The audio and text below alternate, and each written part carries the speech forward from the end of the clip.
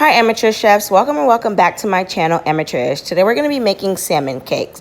If you haven't already, please be sure to subscribe and like this video. Let's go ahead and get started.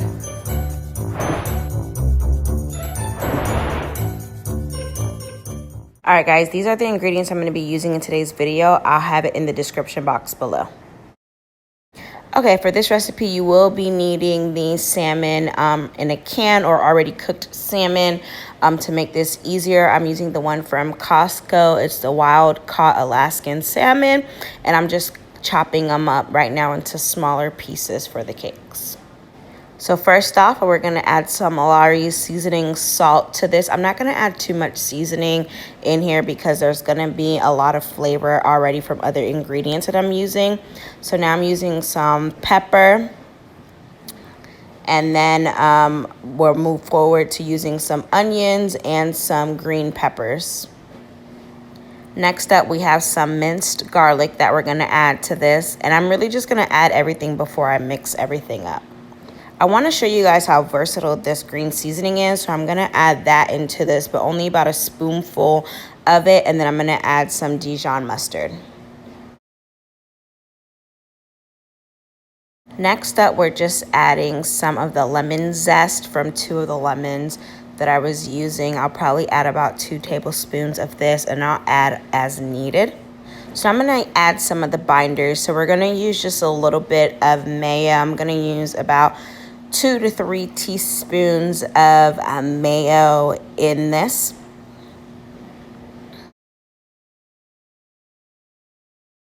Next up, we have some Worcestershire sauce that's just going to add to the flavoring, which is one reason why I wasn't too crazy with adding salt or too much seasoning into this, because you don't want it to overpower.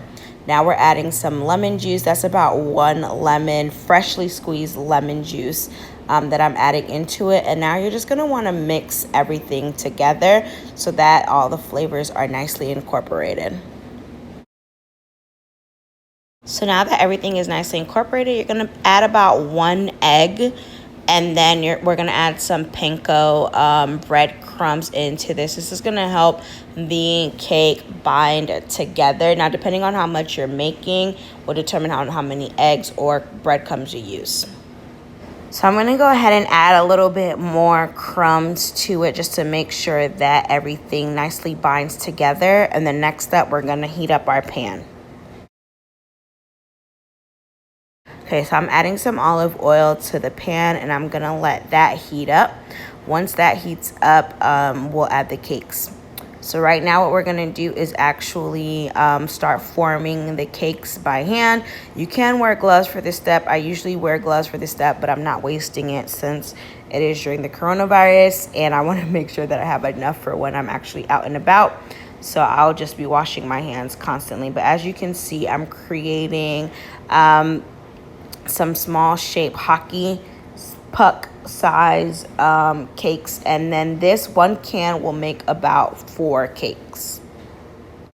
All right, now the oil is sizzling hot and it's bubbling, so I'm going to start adding the cakes.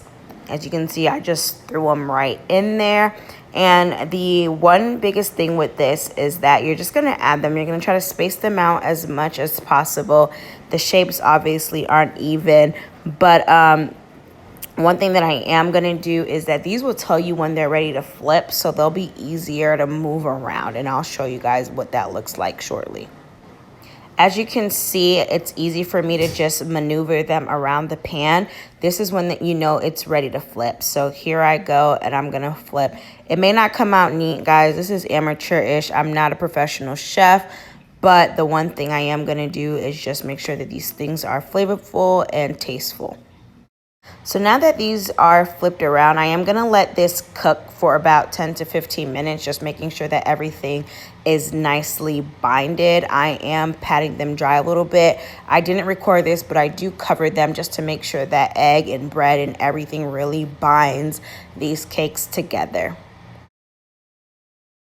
All right, so this is some lemon juice that's already inside of this bowl, and then we're adding some Worcestershire sauce to it. I like to make a little bit of a sauce to go with my cakes, I'm adding some Dijon mustard. These are everything that was already incorporated into the cake, so this will just intensify the flavor a little bit more and allow the cake to be a little bit more moist and not too dry. Then we're gonna add some dill. And this, I'm eyeballing it, so there's no perfect measurement. Then you're just gonna mix everything together. You're gonna check the consistency. This is supposed to be a little bit of a thicker sauce, so I am gonna end up adding a little bit more Dijon mustard. You can add mayo to this. I just didn't want to add too much mayo to this recipe, but it's completely up to you.